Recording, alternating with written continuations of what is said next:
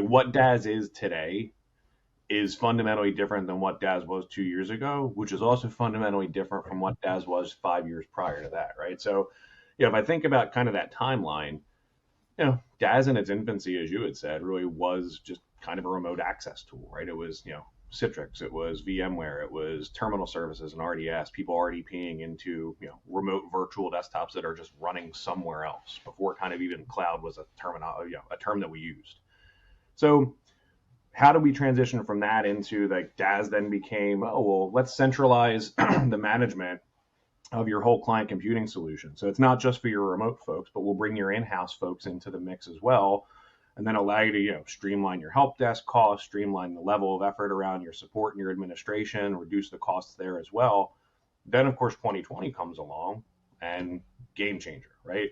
Now it's not about necessarily centralized management. It's not really necessarily about remote work. It's about the culmination of those two things. And how is DaaS then able to be my workforce hybridization solution, right? What enables me to have that?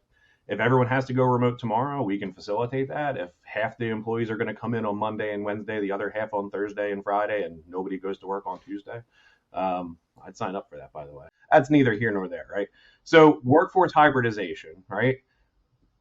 But that story's kind of reached its natural conclusion too, right? We've stabilized pretty much across the industry now with what our approach is for remote access, for hybrid work. So what's DaaS today?